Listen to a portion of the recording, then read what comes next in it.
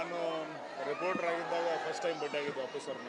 Ram picture ಬಂದಿತ್ತು, ಪ್ರಿಯಾಮಣಿ ಅವರು ಮತ್ತು ಅಪ್ಪು ಸರ್ ಪ್ರೆಸ್ ಮೀಟ್ ಒಳಗೆ ಭೇಟಿಯಾಗಿದ್ದು.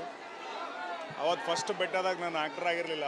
ಅವತ್ತು ಹೆಂಗೆ ಚೆಂದಾಗಿ ಮಾತಾಡ್ಸಿದ್ರು. ಆ್ಯಕ್ಟರ್ ಆದಮೇಲೂ ಫಸ್ಟ್ ಸಿನಿಮಾ ರಿಲೀಸ್ ಆದಮೇಲೂ ಮನೆಗೆ ಕರೆದು ಮಾತಾಡಿಸಿ ಆಮೇಲೆ ಪ್ರೊಡಕ್ಷನ್ ವಿಚಾರವಾಗಿ ಮಾತಾಡಿದರು.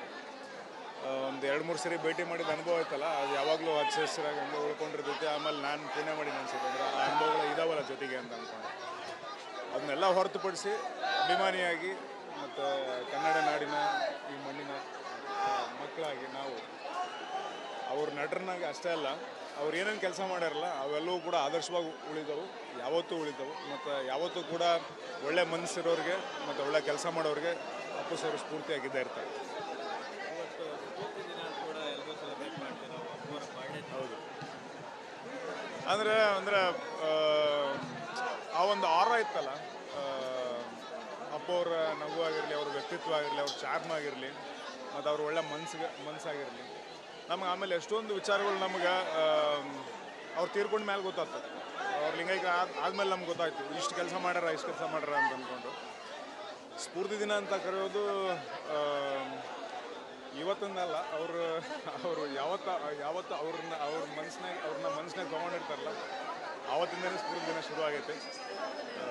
ಇನ್ನೂ ಭಾಳಷ್ಟು ಜನರಿಗೆ, ನನ್ನಂಥ ನಟರುಗಳಿಗೆ ಮತ್ತು ಒಳ್ಳೆ ಕೆಲಸ ಮಾಡೋರಿಗೆ ಮತ್ತು ಒಳ್ಳೆದನ್ನ ಮನಸ್ಸಲ್ಲಿ ಇಟ್ಕೊಂಡಿರೋದು ಸದಾ ಸ್ಫೂರ್ತಿಯಾಗಿರ್ತಾರೆ.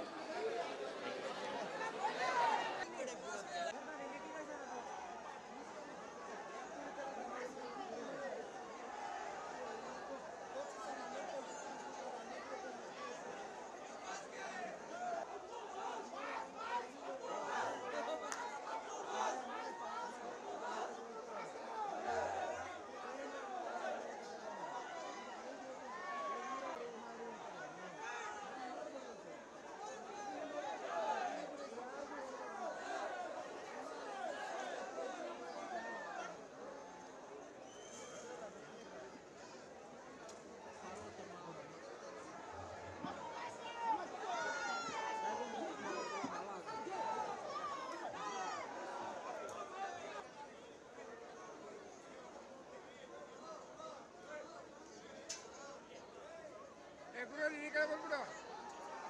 ಬಾಸು ಈ ಕಡೆ ಬಂದು ಈ ಕಡೆ ಬಂದ್ಬಿಡು.